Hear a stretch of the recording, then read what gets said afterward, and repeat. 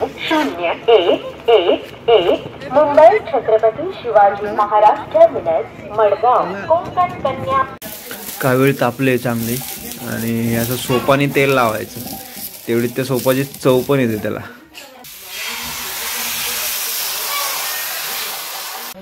तर आपला नाश्ता आलेला आहे फायनली।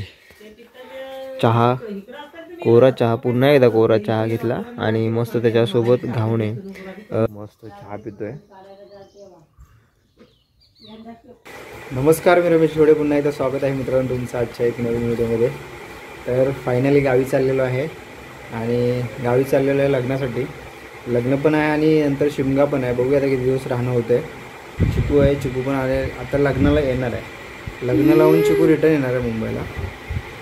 तर लग्न आहे माझ्या मोठ्या बहिणीच्या मुलाचं, माझ्या भाच्याचं लग्न आहे। तर लग्नासाठी आम्ही घरचे सगळे चाललेले आहे आणि सगळे कोण कोण आहेत ते तुम्हाला या व्हिडिओमध्ये बघायला मिळणार। तर आजचा प्रवास आपण करणार आहोत ठाण्यावरून। ठाण्याला मोठी लाईन लागलेली आहे आणि जनरलचा प्रवास असणार आहे। प्रत्येक टायमिंगला आपण जनरलचा प्रवास करतो, पण ह्या टायमिंगला लाईन लावलेली आहे, म्हणजे सकाळपासून लाईन लावलेली आहे। तर बघूया आता आपला कितवा नंबर आहे। दुसऱ्या दिवसामध्ये जवळच असेल, 7 नंबर नाही।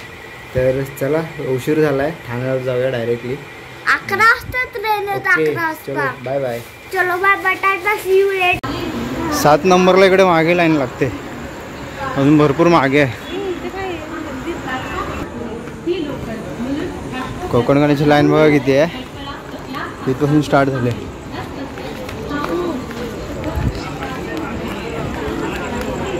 आपला पुढचा नंबर आहे, पहिला की दुसरा, तिसरा चौथा असला तरी बसायला भेटेल, बाकी काय नाही। आणि ह्यांना काय माहिती किती डबे असतात काय माहिती। ते कुठे 2 डबे असतात वाटतं इथे। हां, हां। ए चिकू, कोण आहे?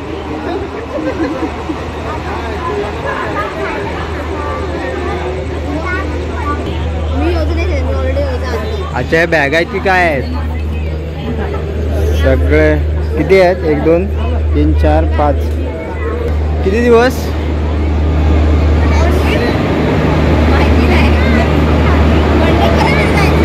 ही गाडी कोण झाली? मडगाव एक्सप्रेस, लोकमान्य टिळक। हे बघा, कोकण रेल्वे प्रवासी सेवा संघ। इथे हा खालती बॉक्स आहे ना, याच्यामध्ये एक पेपर असतो, त्यावरती येऊन आपला नंबर टाकायचा आणि मग तो नंबर आपला होऊन जातो। इथे आता लाईन लागले ना मागेपर्यंत आहे आणि आमचा नंबर 3रा 4थाच आहे इथे नंबर।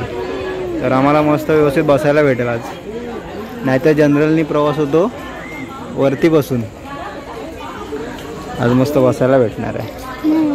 काय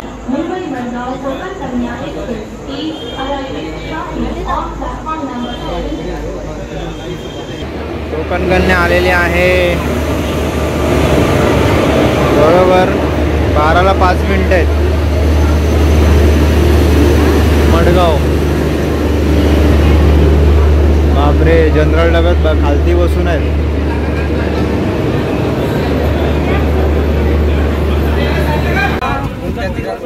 ठाण्यावरून गाडी सुटली, फायनली बसायला मिळालं खालती। दोन्ही पण विंडो सीट आणि तिघं पण व्यवस्थित बसलेत एकदम। गाडी अशी झालेली आहे काय, आणि पनवेलला अजून किती चढतील काय माहिती। सगळी भांडणं चालू आहेत नुसती। जाऊ दे, मस्त विंडो सीट मिळाले, या तिघांचा प्रश्न सुटला। किती वाजले? 5 मिनिटं आहेत 1ला। पनवेलला आले गाडी, वडापाववाले पण दिसत पण नाहीत।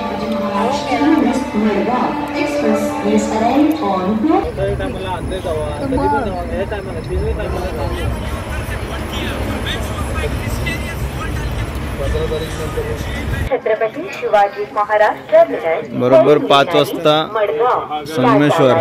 गाडी नंबर 2011। संगमेश्वरला 5 वाजता आले गाडी। छत्रपती शिवाजी महाराज टर्मिनस खेडला थोडी खाली झाली गाडी मस्त, आणि शेवटचा डबा होता जनरल डब्यामध्ये। ह्या डब्यामध्ये होतो आम्ही लास्ट। आता हे एवढं पूर्ण चालत जायचं आपल्याला पुढे.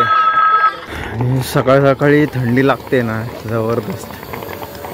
गावाला आल्यावरती गावचा फील सुंदर असं. संगमेश्वर स्टेशन. इथं शिमग्याला यायची आहे ना सगळ्या चाकरमान्यांची, म्हणजे गर्दी चालू झालेली आता.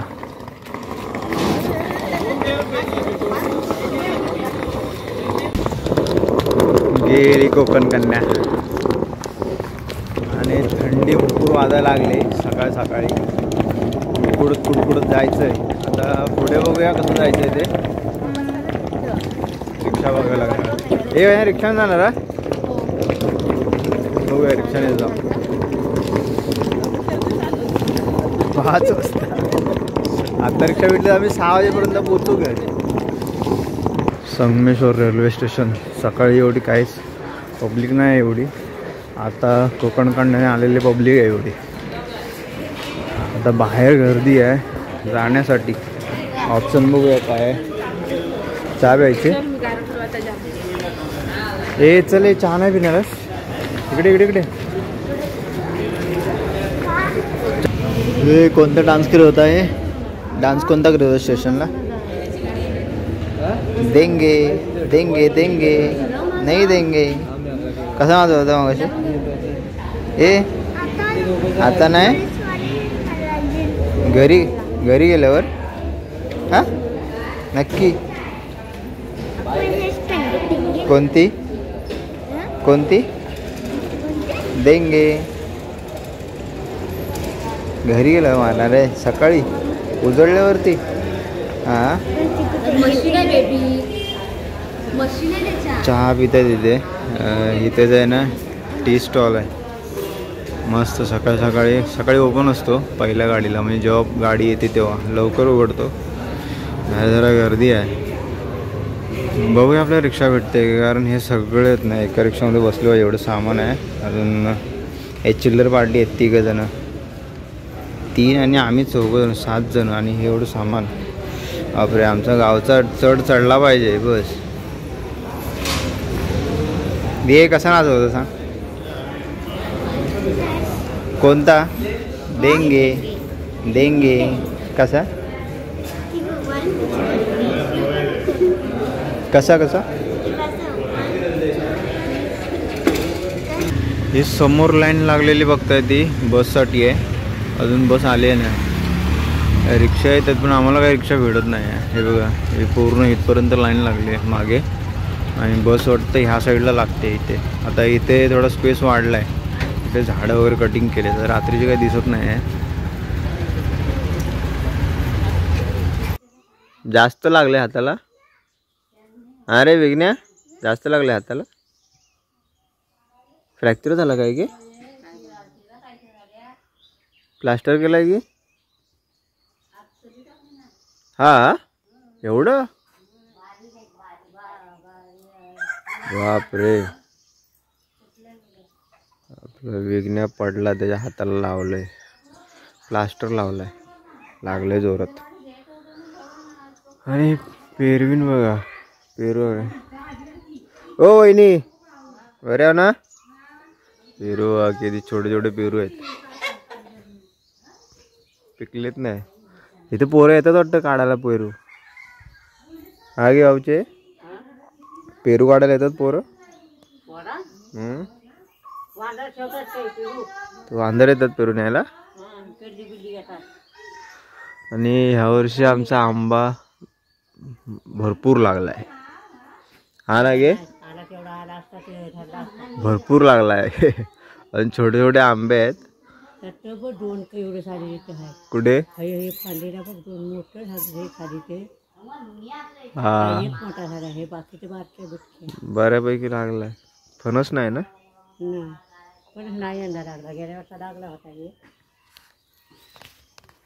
गेल्या वर्षी किती एकच लागलेला. या मस्त सकाळी सकाळी चहा प्यायला. हा कोरा चहा. गावाला आल्यावरती ह्या कोऱ्या चहाची आठवण येते. मुंबईला गेल्यावरती अशी आठवण येते. मुंबईला तर पितोच आम्ही. गावी आल्यावरती ही अशी हा निसर्ग, गावचं वातावरण आणि काळा चहा प्यायची मजाच काहीतरी वेगळी आहे. मस्त चहा पितोय. सकाळी आलो आम्ही, रिक्षा वगैरे भेटली, रिक्षा करूनच आलो. मग डायरेक्ट वरती आलो. काळोख पण झाला होता आणि एवढं सामान होतं तर ते कुठे नाचवत बसायचं, त्यामुळे आम्ही डायरेक्ट रिक्षा करून घरी आलेलो. 2 रिक्षा केलेली, कारण आपला नवनाथ वगैरे पण आला, तर ते एकत्र सगळे आम्ही आलेलो.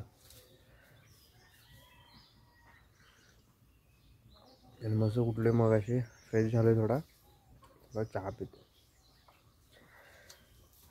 बरं वाटलं जरा, गावी येऊन बरं वाटलं. हे बघा बंटीकडे आलो होतो. आमचं घर ते बघा तिकडे, ते घर आहे. आणि आमच्या समोरच्या घरात आलो होतो कावीळ न्यायला. आणि आज काहीतरी वेगळाच बेत आहे घरी, घावणे. तर नाश्त्याला सकाळी मस्त घावणे वगैरे खायचे सकाळचे. गावाला ते गावचं जेवण पाहिजे एकदम. घावणे, भाकरी, जवला हे सगळं पाहिजे. मस्त मजा येते खायला. घराच्या इथे वातावरण मस्त वाटतं. वरती असे डोंगर, आमच्या ॲक्च्युली वाडीच मध्येच आहे. खालतून लागलेला डोंगर, मध्ये वाडी, नंतर मग अजून वरती डोंगर, मग वरती सडा, अशी काहीशी आमची वाडी आहे. आणि कुठचं काढते? तेंडली काढलीस की नाही? अंदर घेऊन जातात. केळीचं सोप.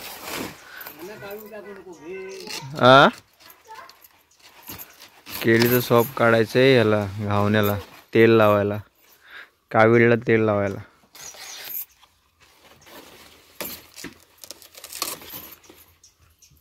एवढा मोठा लागेल.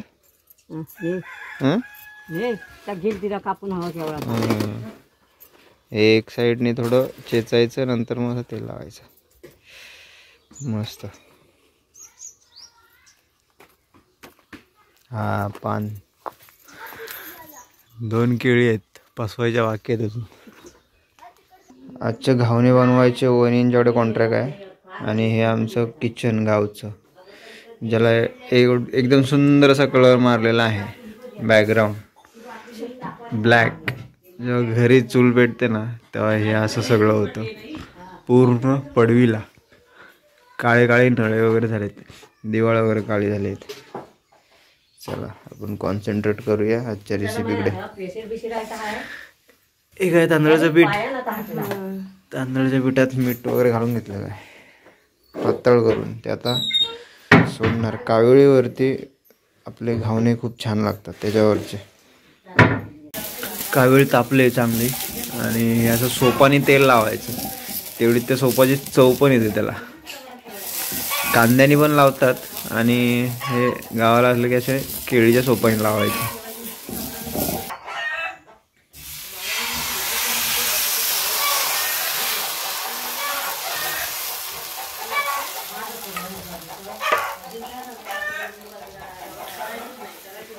पहिला घावणा काविळीवरती पडलेला आहे.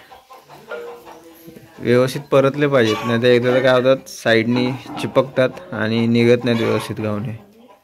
त्याला व्यवस्थित कावीळ सगळीकडून व्यवस्थित तापली पाहिजे, तेव्हा चांगले घावणे निघतात. पहिला घावणा व्यवस्थित झालेला आहे. कावीळचे घावणे व्हायला लागले ना, मग त्याचा असा स्वाद सगळीकडे दरवळतो घावण्यांचा. आणि चुलीवरचे घावणे कावीळमधले हे खूप छान लागतात चहाबरोबर, सकाळचा नाश्ता. तर आपला नाश्ता आलेला आहे फायनली. चहा, कोरा चहा, पुन्हा एकदा कोरा चहा घेतला, आणि मस्त त्याच्यासोबत घावणे. चटणीसोबत खाण्यापेक्षा आहे ना, ह्या चहाबरोबर खायला खूप छान लागतात. आणि घावणे बघा काय सुंदर असे घावणे झालेत. आणि या निसर्गामध्ये हा असा सकाळचा नाश्ता असेल तर किती सुंदर, एक नंबरच. मस्त या घावणे खायला. सकाळची वेळ आहे, सकाळचे 10 वाजलेत. मस्त आपण चहा आणि नाश्ता, घावण्याचा नाश्ता करणार या टायमिंगला गावी आला. उद्या वेगळा नाश्ता होईल, तो वेगळा होईल, पण आजचा हा नाश्ता मस्त. चला, हा प्रवासाचा प्रवास काय मी एवढा दाखवला नाही. नॉर्मल आहे. मग गावाला आल्यानंतर आपल्याला व्हिडिओ बनवायला एकदम जोश होतो आणि खूप मस्त वाटतं. गावाला वातावरण खूप छान आहे. आता सगळे व्हिडिओ येतील पुढच्या. आणि कोंबडी सकाळ सकाळी अशी कोंबडी सोडली नाही, उघडली नाहीत कोंबडी, आता गेलेत.